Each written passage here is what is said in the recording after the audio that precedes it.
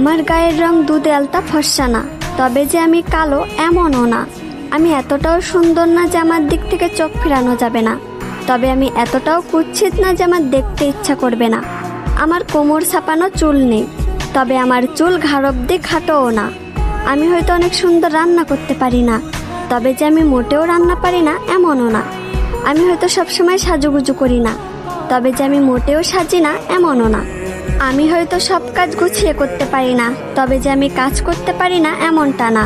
আমি হয়তো over smart না, তবে আমি স্মার্ট না এমনটাও না।